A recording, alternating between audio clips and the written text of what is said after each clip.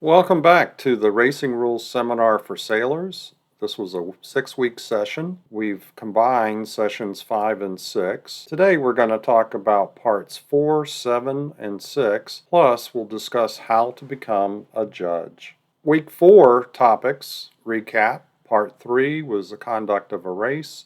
Part 5 were protest and redress requests. We talked about Appendix A, an overview of scoring, and then we covered in more depth Part 5, protest, redress request, reopening, and misconduct, and more specifically, how to properly protest another boat, when and how to request redress. You can't protest the RC, the TC, the technical committee that is, or the protest committee, but you can ask for redress. And when to request reopening of a hearing, and then finally what we mean by misconduct and how to report it if you encounter it. So I encourage you to go back to the week 4 video and look over those topics. Today we're going to talk about part 4, other requirements while racing. We're going to cover rules 40 through 42 and 45 through 46, 43 and 44, which had to do with exoneration and taking penalties, we covered in the week 2 video. Part 7, event organization, 85 through 92. Part 6, entry and qualification, 75 through 81.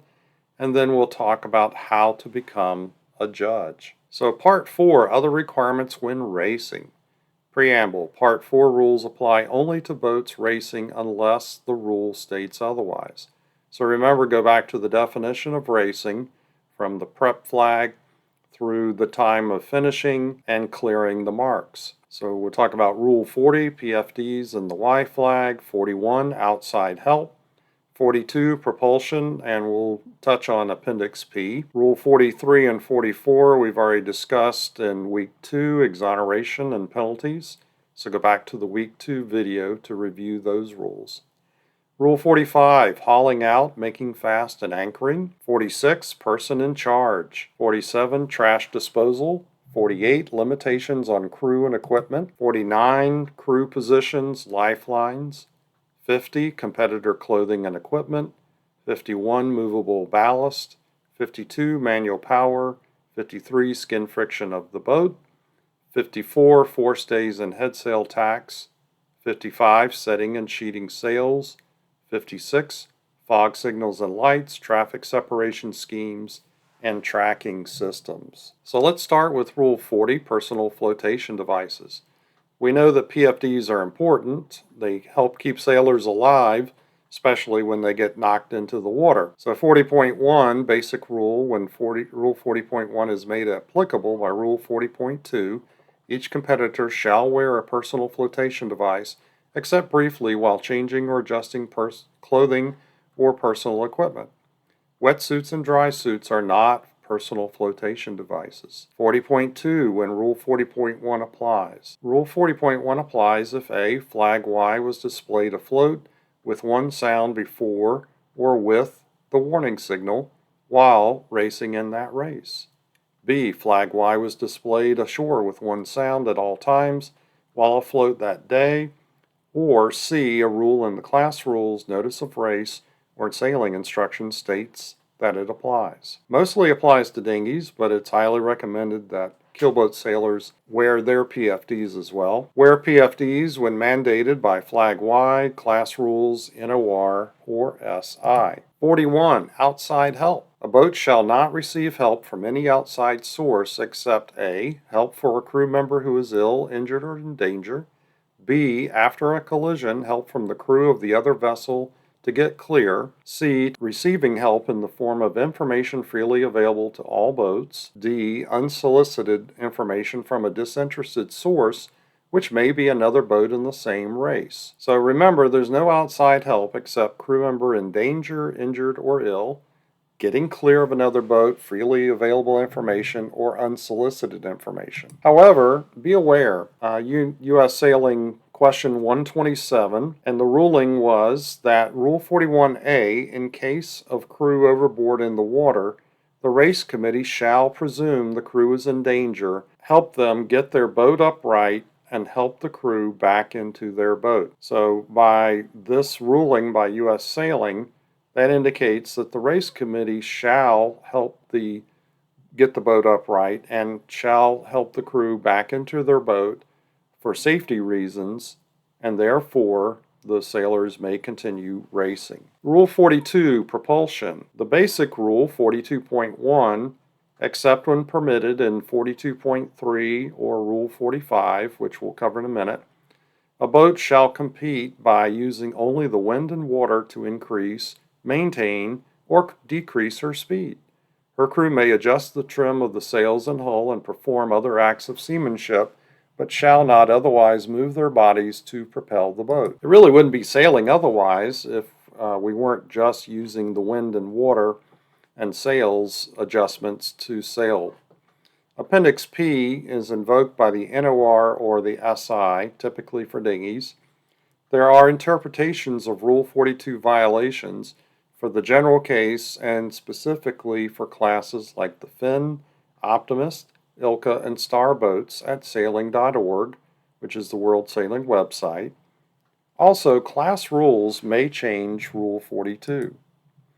An entirely separate presentation on Rule 42 enforcement is being prepared by a fellow judge and hopefully will be provided later. Rule 42.2, the prohibited actions. Without limiting the application of Rule 42.1, these actions are prohibited. A. Pumping, which is the repeated fanning of any sail either by pulling in and releasing the sail or by vertical or athwartship body movement. B. Rocking, repeated rolling of the boat induced by 1. Body movement, 2. Repeated adjustment of the sails or centerboard, or 3. Steering. C. Ooching, sudden forward body movement, stopped abruptly. D. Sculling, repeated movement of the helm that is either forceful or that propels the boat forward or prevents her from moving astern. E. Repeated tacks or jibes unrelated to changes in the wind or to tactical considerations. So, in short, the prohibited actions are pumping, rocking, ooching, sculling, repeated tacks or jibes, except 42.3 lists the exceptions. A. A boat may be rolled to facilitate steering. B. A boat's crew may move their bodies to exaggerate the rolling that facilitates steering the boat through a tack or a jibe, provided that just after the tack or jibe is completed, the boat's speed is not greater than it would have been in the absence of the tack or jibe. C. When surfing, rapidly accelerating down the front of a wave, planing or foiling is possible. 1. To initiate surfing or planing, each sail may be pulled in only once for each wave or gust of wind, or 2. To initiate foiling, each sail must be pulled in any number of times. So what it should be understood that once the boat is surfing or planing, you are no longer in a position to initiate surfing or planing, therefore the sail may not be pulled in again after you're already surfing or planing. So in summary, except to facilitate steering, exaggerated roll to facilitate steering but not faster speed after it, initiate surfing or planing once per wave or gust but not after you're surfing or planing, and to initiate foiling any number of times. So 42.3 continued, Section D. When a boat is above a close-hauled course and either stationary or moving slowly, she may scull to turn to a close-hauled course. Note that this doesn't say down to a close-hauled course, therefore she could be sculling through head to wind to a close-hauled course on the other tack. E. If a batten is inverted, the boat's crew may pump the sail until the batten is no longer inverted. This action is not permitted if it clearly propels the boat. F. A boat may reduce speed by repeatedly moving her helm. G. Any means of propulsion may be used to help a person or another vessel in danger. H. To get clear after grounding or colliding with a vessel or an object, like a mark, a boat may use force applied by her crew or the crew of the other vessel and any equipment other than a propulsion engine. However, the use of an engine may be permitted by Rule 42.3i. I. Sailing instructions may, in stated circumstances, permit propulsion using an engine or any other method, provided the boat does not gain a significant advantage in the race. Therefore, some exceptions: scull, and we usually say down to a close hauled course, but it could be through head to wind to the other close hauled course, usually happens at the start.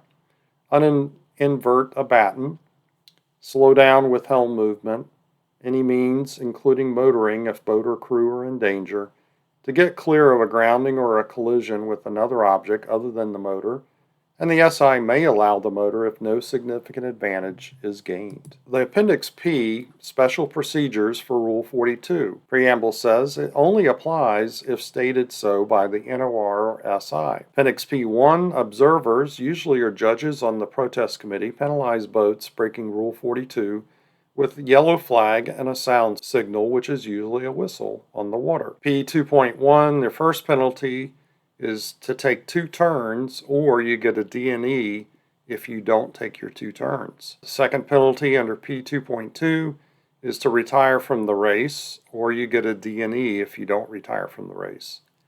Then 2.3, third penalty, is retire with a D&E from that race, or you're going to get a D&E from all races in the event if you don't retire.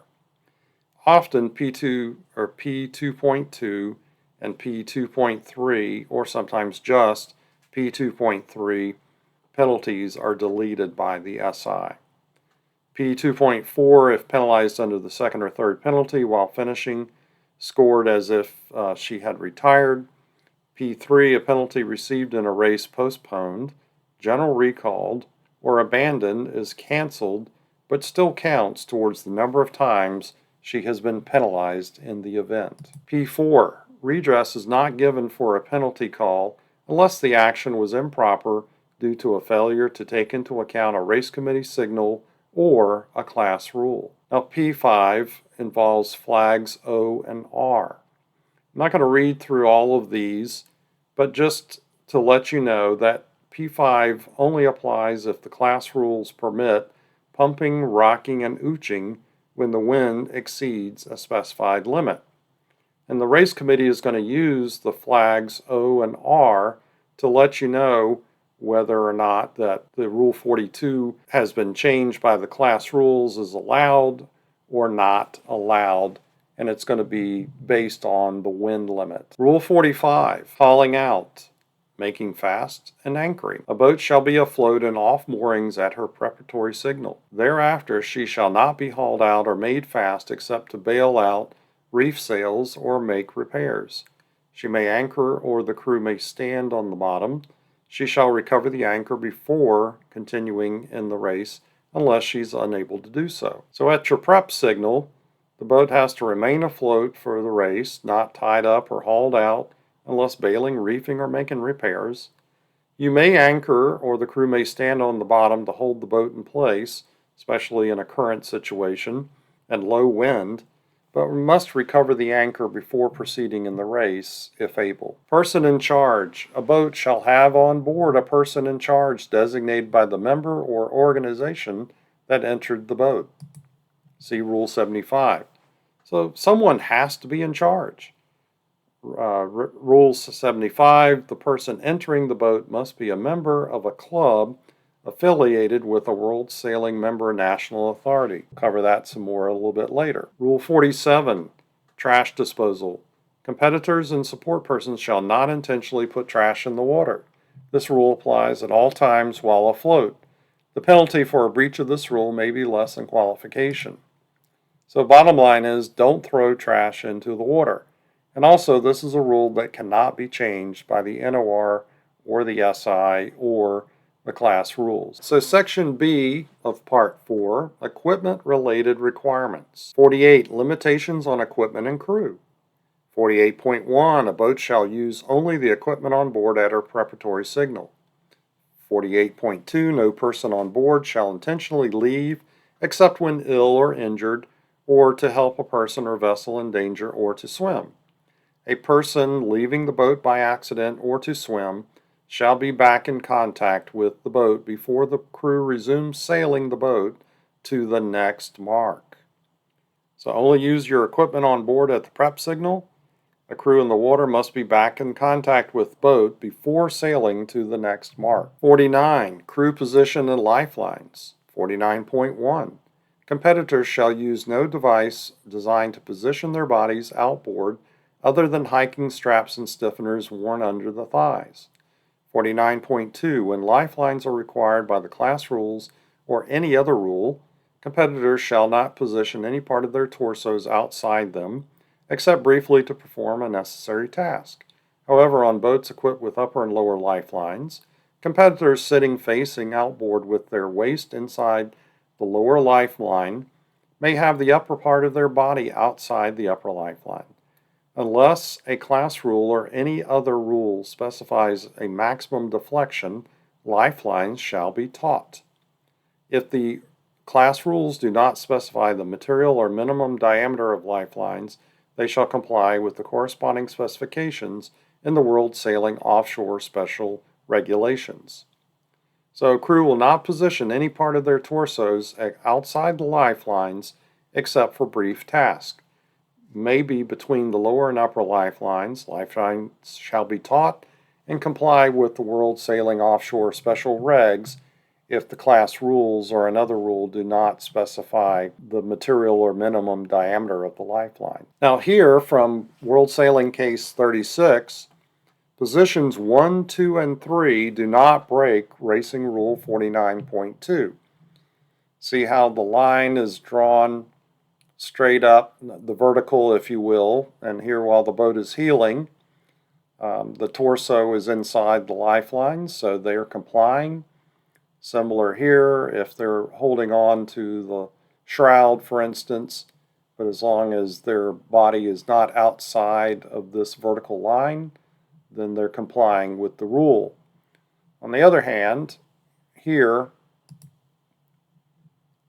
and positions 5 and 6, you're breaking the rule because you're outside of that vertical line. The torso is in particular. So if you lean out like this, it would be considered breaking Rule 49.2. Okay, so position 4, on the other hand, is kind of the yellow area. If there are two lifelines and the person has their torso in between the two lifelines, then they're going to be okay. If there's a single lifeline and they're under that top lifeline, then they are going to break 49.2. So Rule 50, competitor clothing and equipment. 50.1a, competitors shall not wear or carry clothing or equipment for the purpose of increasing their weight. B, furthermore, a competitor's clothing and equipment shall not weigh more than 8 kilograms, excluding a crew harness as defined in the equipment rules of sailing, and clothing including footwear worn only below the knee. Class rules or the notice of race may specify a lower weight or higher weight up to 10 kilograms. Class rules may include footwear and other clothing worn below the knee within that weight. A crew harness shall have positive buoyancy in fresh water and shall not weigh more than 2 kilograms, except that class rules may specify a higher weight up to 4 kilograms. Weights shall be determined as required by Appendix H. C. A crew harness shall allow the competitor at any time to easily disconnect the harness from the trapeze or attachment to the boat. And 50.2, Rules 50.1b and 50.1c do not apply to boats required to be equipped with lifelines. So there were some significant changes in this section compared to the last quad, so you may want to make sure you review this if you're familiar with the previous quad's rules. In summary, a crew will not wear or carry clothing or equipment to increase the weight. The weight of the clothing and equipment is restricted to 8 kilograms or up to 10 kilograms if the class rules allow it. Quick disconnect harness required, and B and C don't apply if the boat is required to have lifelines, so i.e. keelboats. Movable ballast. All movable ballast, including sails that are not set, shall be properly stowed. Water, dead weight, or ballast shall not be moved for the purpose of changing trim or stability. Floorboards, bulkheads, doors, stairs, and water tanks shall be left in place and all cabin fixtures kept on board. However, bilge water may be bailed out, so ballast including sails shall not be moved for the purpose of changing trim or stability. Bilge water may be bailed. 52. Manual power. A boat's standing rigging, running rigging, spars, and movable hull appendages shall be adjusted and operated only by the power provided by the crew. We look to the right here.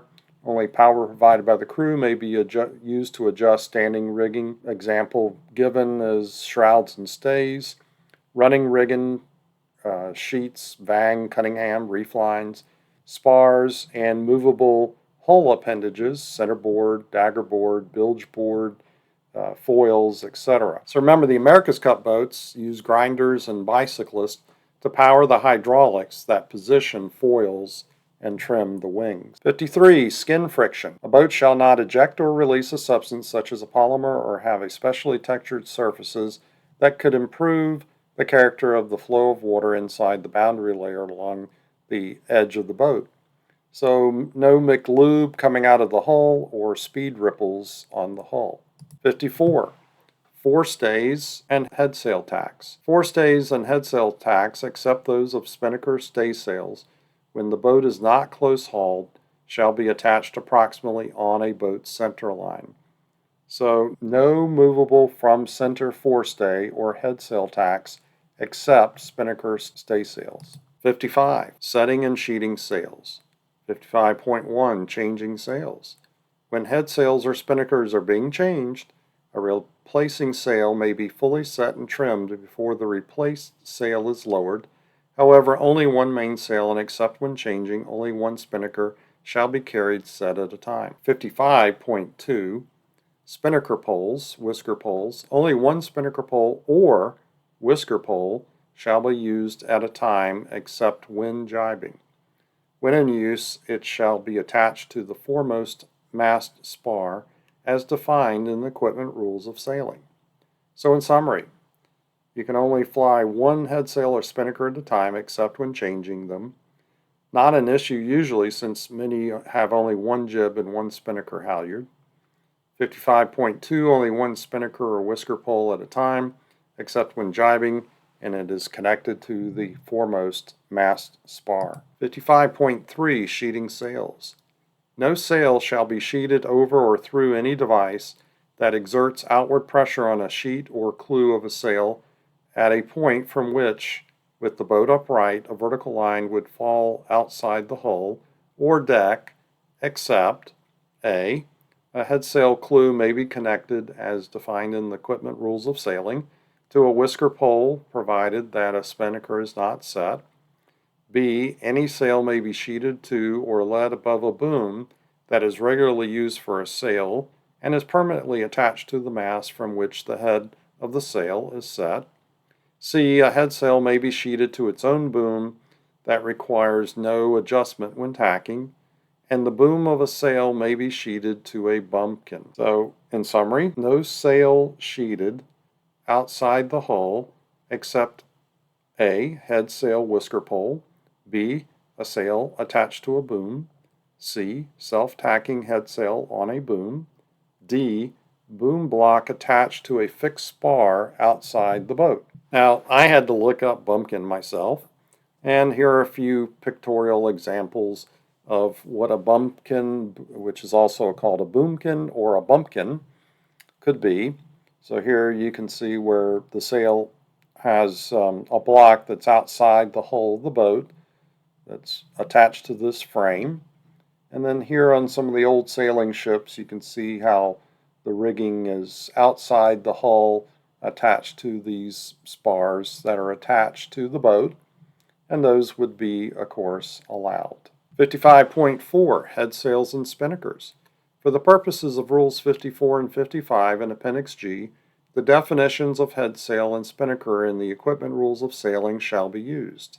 Note the equipment rules of sailing are available on the World Sailing website. And this is the link in case you're not aware of where to find it. And this is for the 2021-24 version. As with all of these, you should always be looking for updates. that are for 2025-2028 version. A couple of things: equipment rules of sailing definitions. A head sail.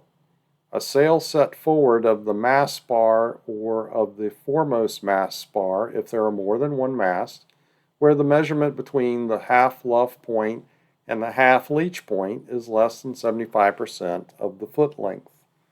So you'll need to look up the rules and some illustrations to interpret all of that information. And then the spinnaker definition: a sail set forward of the mast spar or of the foremost mast spar, if more than one mast, where the measurement between the half luff point and the half leach point is equal or greater than 75% of the foot length. Again, you'll need to look at the equipment rules of sailing and the diagrams to understand that fully. One other part of Part 4 is Rule 56, fog signals and lights, traffic separation schemes, and tracking systems. 56.1, when so equipped, a boat shall sound fog signals and show lights as required by the International Regulations for Preventing Collisions at Sea, otherwise known as RRS, where applicable government rules. 56.2, a boat shall comply with Rule 10. This is not Racing Rule 10, it's Rule 10, Traffic Separation Schemes of the RRS. Note that Appendix TS, Traffic Separation Schemes, is available on the World Sailing website. A notice of race may change Rule 56.2 by stating that Section A, Section B, or Section C of Appendix TS applies. 56.3, when a rule requires a boat to be equipped with an automatic identification system transponder or any other tracking device, it shall not be turned off or its effectiveness intentionally reduced. So 56.1, follow the RRS or applicable rules for lights and fog signals. 56.2, comply with Rule 10, not Racing Rule 10, traffic separation schemes of RRS, which is in Appendix TS. 56.3, use your automatic ID system if you're required to by a rule, such as the NOR or the SI. So now we're going to switch gears. We've just covered Part 4, and now we're going to cover Part 7, changes to the racing rules, national prescriptions, organizing authority or responsibilities, race, protest, and technical committees. So first of all, changes to the rules, Rule 85. 85.1, a change to a rule shall refer specifically to the rule and state the change. A change to a rule includes an addition to it or deletion of all or part of it. So this is one of the things that in your NOR and SI, if you are changing a rule, then you have to follow 85.1 by referring specifically to the rule that's being changed and state what that change actually is. 85.2, a change to one of the following types of rules may be made only as shown below. Type of rule, and change only if permitted by these particular rules. So racing rules can only be changed if permitted by Rule 86. Rule in World Sailing Code can only be changed if permitted by a rule in the code. National Authority Prescription, Rule 88.2. Class Rule 87. Rule in the Notice of Race, Rule 89.2b. Rule in the Sailing Instructions, Rule 90.2c, rule in any other document governing the event, a rule in the document itself. So you got to refer to the rule by the number and state the change, addition, or deletion. And then 85.2 tells us when each type of rule can be changed. It's important for those of us that are writing documents and reviewing documents, especially the NOR and the SI, because unclear NORs and SIs can cause a lot of problems for the jury, and they'll have to sort out what the confusion is first before they can rule. Rule 86. What changes are permitted to the racing rules? 86.1. A racing rule shall not be changed unless permitted in the rule itself or as follows. Rule 86.1a. Prescriptions of a national authority may change a racing rule but not the definitions. A rule in the introduction, Part 2, or 7, Rule 1, 2, 3, 5, and 6, Rule 42, Rule 43, 47, 50, 63.3, 69, 70, 71, 72, 75, 76.2b, or 79, a rule of an appendix that changes one of these rules, Appendix H or N, or a rule in the World Sailing Code listed in Rule 6.1. B. The notice of race or sailing instructions may change a racing rule, but not Rule 4, 76.1, or 76.2a, Appendix R, or a rule listed in Rule 86.1a. So that means that your notice of race or sailing instructions, you have to be very careful that you're not trying to change or delete a rule that you're not allowed to. And so you have to look at 86.1a and b to make sure that you're not trying to do that. Class rules, 86.1c, may only change racing rules 42, 49, 51, 52, 53, 54, 55, and 78.2. So in summary, 86.1a tells you the rules that M&A prescriptions may not change. 86.1b rules that the NOR and SI may not change, including the ones in 86.1a. 86.1c rules that class rules may change, not very many. That they can change Rule 42 and a few of the rules in Part 4 of the rules while racing. So the riders of the NOR SI must consult with Racing Rule of Sailing 86 to make sure they can change a rule. You cannot change the definitions, the introduction including the terminology, Part 1 rules, Part 2 rules, 42, 43, 47, 50, and 63.3, Rule 69 on misconduct, Part 5, Section D, Racing Rules 70, 71, and 72, Rule 75, Rule 76.1 or 76.2, Rule 79, Part 7 rules, Appendix H, Appendix N, Appendix R, and the World Sailing Codes in Racing Rule 6.1. So there are some rules you can change, but there are also a lot of rules that cannot be changed. 87, changes to class rules. The notice of race may change a class rule only when the class rules permit the change, or when written permission of the class association for the change is posted on the official notice board. So only the NOR, not the SI, the NOR may change a class rule and only when allowed by that rule or with permission of the class. 88, national prescriptions. 88.1, prescriptions that apply. The prescriptions that apply to an event are the prescriptions of the national authority with which the organizing authority is associated under Rule 89.1. However, if boats will pass through the waters of more than one national authority while racing, the notice of race, and again note, notice of race only, shall identify the prescriptions that will apply and when they will apply. 88.2, changes to prescriptions. The notice of race or sailing instructions may change a prescription. However, a national authority may restrict changes to its prescriptions with a prescription to this rule, provided World Sailing approves its application to do so. The restricted prescriptions shall not be changed. So U.S. prescriptions apply in the U.S. The NOR must specify prescriptions if racing in more than one M&A area.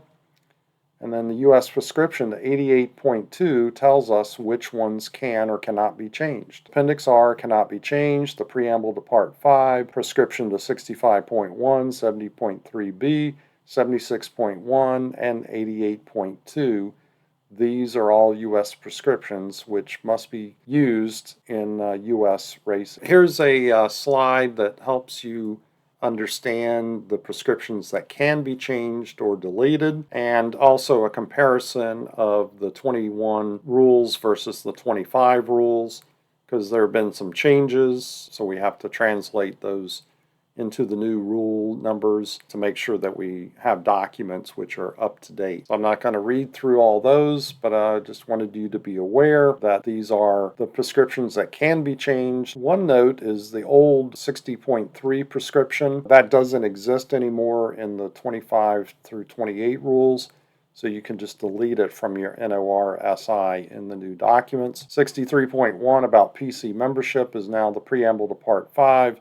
Section B, and then the 63.2 redress is now a prescription to 63.1B, and some people just say 63.1, and that one you can change or delete. Again, for those who write NOR or SIs, you have to know which prescriptions can be deleted or changed and what the new references are. Many deleted the following under the old rules, and then the new references are, as we just stated, 60.3 is none. 63.1 is now preamble to Part 5, Section B, and the old 63.2 prescription is now the prescription to 63.1B. Part 7, event organization, 89, organizing authority, notice of race, appointment of race officials, 89.1, organizing authority.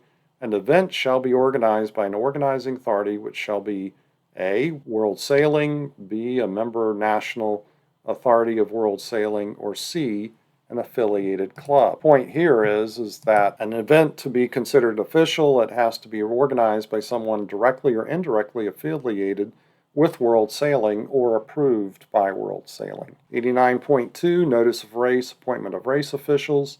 A, the organizing authority shall publish a written notice of race that conforms to Rule J1. Nowadays, of course, a lot of our publishing and writing is done electronically online. Nonetheless, it needs to conform to Rule J1. So many NORs in the past were not conforming properly to J1, and that could, again, cause issues for the protest committee. B, the notice of race may be changed provided adequate notice is given, and that's something that the jury would have to interpret, and so therefore any changes to the notice of race should be discussed with the race committee officials and more specifically the judges. 89.2C, the organizing authority shall appoint a race committee and when appropriate appoint a protest committee, a technical committee, and umpires.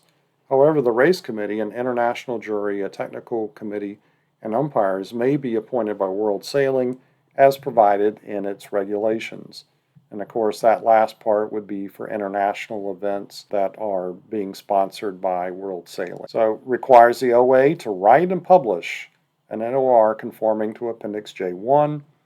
NOR change requires adequate notice, open to interpretation. OA appoints RC and typically the PC, TC, and umpires as needed, unless World Sailing appoints them. So 90. The race committee, sailing instructions and scoring. 90.1, the race committee shall conduct races as directed by the organizing authority and is required by the rules. 90.2, sailing instructions. A, the race committee shall publish written sailing instructions that conform to Rule J2. B, when appropriate for an event where entries from other countries are expected and sailing instructions shall include, in English, the applicable national prescriptions. C, the sailing instructions may be changed provided the changes in writing and posted on the official notice board before the time stated in the sailing instructions or on the water communicated to each boat before her warning signal. Oral changes may be given only on the water and only if the procedure is stated in the sailing instructions. So once again, RC shall publish written SI conforming to Appendix J2. They'll provide U.S. sailing prescriptions if international competitors are expected. SI changes in writing and posted on an official notice board before time for such changes. Otherwise, announcements at a skipper's meeting don't count unless they've been put in writing and posted before the time for such changes. On the water, SI changes only if the SI states the procedure. 90.3, scoring. A, the race committee shall score a race or series as provided in Appendix A unless the notice of race or sailing instructions specify some other system. A race shall be scored if it is not abandoned and if one boat sails the course within the race time limit even if she retires after finishing or is disqualified. B. When a scoring system provides for excluding one or more race scores, any score that is disqualification not excludable, D&E, shall be included in a boat series score. C. When the race committee determines from its own records or observations that it has scored a boat incorrectly, it shall correct the error and make the corrected scores available to the competitors. That says that, subject to other limitations, if the race committee determines from its own record, not from the records or videos or observations of a competitor or a coach or anybody else, but from its own records or observations, it shall correct the error. And indeed, the race committee shall implement scoring changes directed by the protest committee or national authority as the result of decisions made in accordance with the rules. In summary, again, RC shall score using Appendix A and changes in NOR/SI if a boat sails the course in the race time limit, even if she retires or is DSQ unless abandoned. D&E scores cannot be excluded. RC may correct a boat's score based on its own records and observations. RC shall change scores based on a protest committee or M&A decision. E. When so stated in the notice of race, notwithstanding the provisions of Rules 90.3a, b, c, and d, there shall be no changes to race or series scores resulting from action including the correction of errors initiated more than 24 hours after later of 1. The protest time limit for the last race of the event, 2. Being informed of a protest committee decision after the last race of the event, or 3. The event results are published. However, an exception, changes to scores shall be made resulting from a decision under Rule 6, which is World Sailing Regulations, 69, misconduct, or 71. The notice of race may change 24 hours to a different time. If the NOR, remember it's only the NOR, states that 90.3e applies, it limits the RC ability to change scores or correct errors 24 hours after the later of protest time limit, informed of the PC decision, event results published, unless the decision under 6 World Sailing Regulations, 69 a misconduct hearing, or 71 an M&A appeal. And this is usually invoked when you're trying to determine somebody who's going to represent the class or the country in another event in a very short amount of time, and so therefore 90.3e would be invoked for those kinds of situations. Now we're going to go into Part 6, Entry and Qualification. Here we're going to talk about Part 6, Entry and Qualification. Rule 75, Entering an Event. 76, Exclusion of Boats or Competitors. 77, Identification on Sales. 78, Compliance with Class Rules and Certificates. 79, Categorization. 80, Reschedule Event. 81, Indemnification or Hold Harmless Agreements. And there's a U.S. sailing prescription we'll talk about. Part 6, Entry and Qualification. 75, Entering an Event. To enter an event, a boat shall comply with the requirements of the organizing authority of the event. She shall be entered by a member of a club or other organization affiliated to a World Sailing Member National Authority, i.e. U.S. Sailing, such a club or organization, or a member of World Sailing Member National Authority. Just as an OA must belong to an official club or organization, Racing Rule 89, so must a competitor. Exclusion of boats or competitors. 76.1. The organizing authority or the race committee may reject or cancel the entry of a boat or exclude a competitor, provided A. It does so before the start of the first race after receipt of the entry for the boat or the competitor, and B, it states a proper reason for doing so. The reason shall be provided promptly in writing if requested by the boat or competitor. 76.2. However, the organizing authority or the race committee shall not reject or cancel the entry of a boat or exclude a competitor, A, because of advertising if the boat or competitor complies with the World Sailing Advertising Code, or B, at World and Continental Championships, if the entry is within stated quotas and approval of the relevant World Sailing Class Association or the Offshore Racing Congress or world sailing has not been obtained. 76.3, redress may be requested by a boat or competitor that considers that the rejection or exclusion is improper or that it broke Rule 76.2. In summary, 76.1, procedure for exclusion of boats or competitors. Note that the U.S. Sailing Prescription to 76.1 doesn't allow exclusion for an arbitrary or capricious reason or for discrimination reasons, allowed for certain nationalities, Russia and Belarus. 76.2, exclusions not allowed cases, primarily with world sailing and higher level events, and also 76.3, redress request allowed for an exclusion. 77, identification on sale. A boat shall comply with requirements of Appendix G governing class insignia, national letters, and numbers on sails. So the sail ID requirements are listed in Appendix G. You can take a look at those. One recent major concern: do the sail numbers contrast with the sail? So for instance, dark blue numbers on a dark gray or black sails don't provide enough contrast and make it difficult for the race committee to see your number. According to the rules, they could actually DSQ you because of you not complying with Appendix G. 78, compliance with class rules, certificates.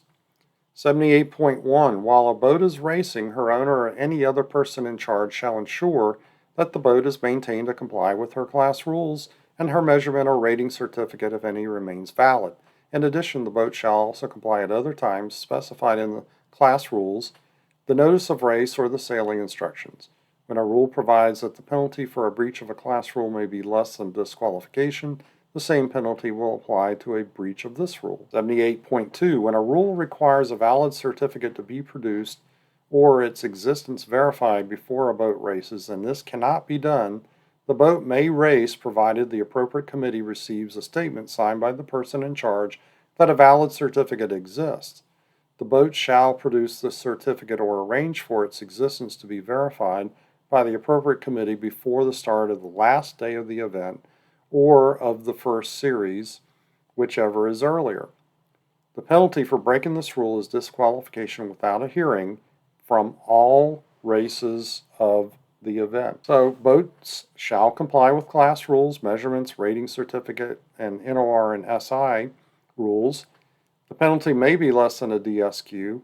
If the valid certificate is required but not produced right away, a boat may sail but must produce certificate by the start of the last day of the event or DSQ in all races without a hearing. Categorization. If the notice of race or class rules state that some or all competitors must satisfy categorization requirements, the categorization shall be carried out as described in the World Sailing Sailor Categorization Code. The high-level events often have sailor categorization, amateur or pro, requirements, which is controlled by World Sailing.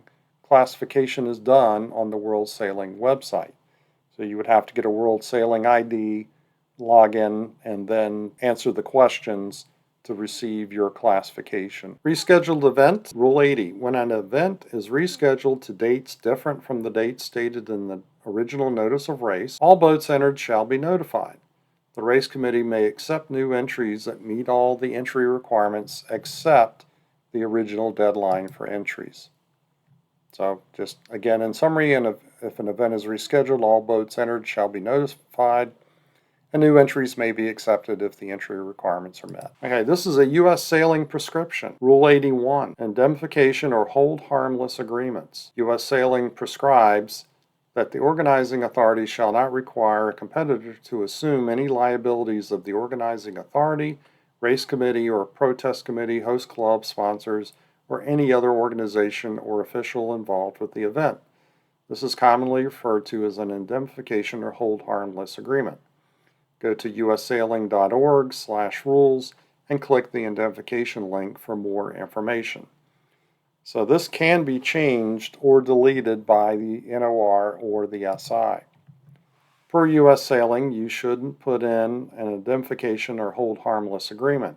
However, if you put in an indemnification hold harmless clause in your NOR SI, then you should probably delete this prescription. So now we're going to talk about How to become a judge. Well, judges are responsible for conducting protest and redress hearings when there may have been a breach of the rules. They are also responsible for conducting arbitration hearings, enforcing Rule 42 propulsion on the water at fleet racing events, consulting with organizers and race officers ahead of events to review race documents and procedures. Now, these are just the basics of what judges are responsible for. They also end up getting called into other things, such as misconduct hearings and such, that are beyond the scope of our discussions. Now, this map details the areas that comprise U.S. sailing. For instance, where I'm at here in Georgia is in Area D, which is a fairly large geographic area going all the way from North Carolina, Tennessee, Mississippi, Alabama, Louisiana, and Florida. So it's a fairly large area. Then you have C, which is sort of the mid-Atlantic states, B, A, which is a fairly small area. L, of course, is a fairly large area and includes Alaska. And then we have H, which stands for Hawaii. So if you know a judge at your club or nearby, contact them for how to get started. Check the judge list at this link for judges nearby, and you'll go find a race official and click on it and you can find a judge. Also, each region of the country has an RAJ, which is a regional administrative judge that you should contact to get started on your journey to becoming a judge. You can find your area's RAJ in the list at this link and scroll down the page to find your RAJ. How do you become a judge in training? This is a relatively new classification. Well, first of all, you should be a racing sailor because racing sailors are going to usually make the best judges. Join U.S. Sailing as a member if you haven't already. Know the racing rules of sailing. In the beginning, especially Part 2, read the U.S. Sailing Judge's Manual, and you can find that on the U.S. Sailing website. Observe and participate in a few protest hearings at the local level. Take a one-day basic judge seminar. You can find classes at this link on the U.S. Sailing website. You're going to need to take safe sport training, and if you haven't already, contact your RAJ, your regional administrative judge, for more information on how to become a judge in training. Okay, once you've become a judge in training and you've got a few hearings under your belt, then you're going to hear at least 3 protests.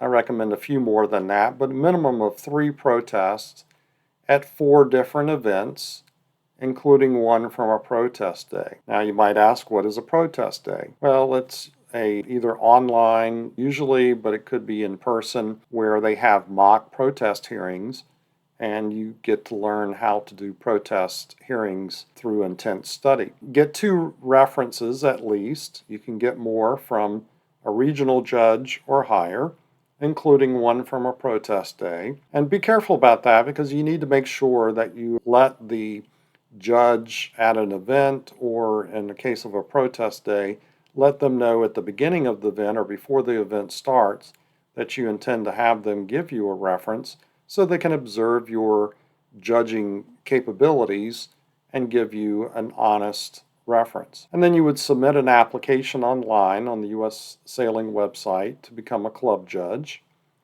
And again, as always, if you have any questions, discuss this with your area's RAJ.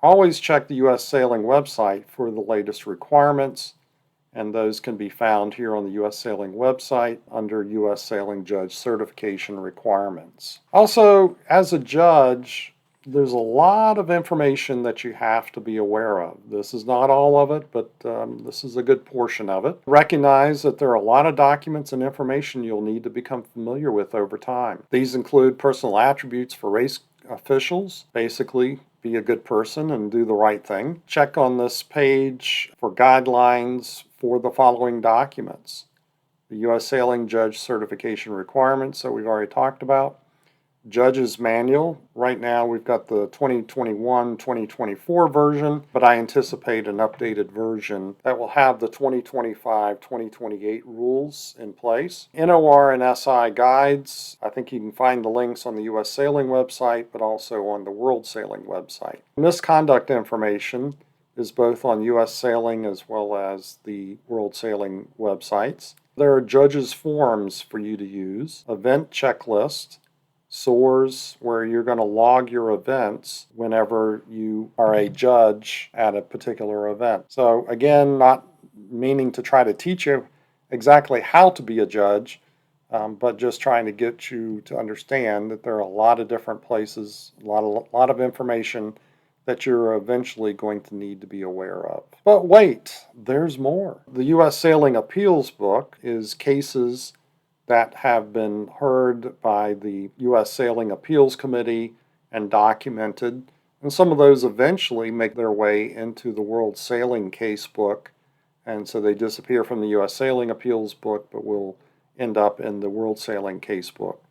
There's also U.S. sailing regulations, especially for the higher level championship events, that national judges and above need to be aware of, and even regional judges. There's world sailing regulations, again, for the higher level world sailing type of events, and world sailing additional appendices, which have been generated that don't show up in the rule book, but have been put together, say, for instance, for fleet racing, umpiring is one of the newer ones, and for traffic scheme separation, and that sort of thing. So your comments are always welcome. Send any corrections and suggestions for updates to warrencollier@gmail.com. This document is not copyrighted, so feel free to link it to any website, and hopefully you'll take a look back for some of the other videos that are planned over the next year. Thank you very much.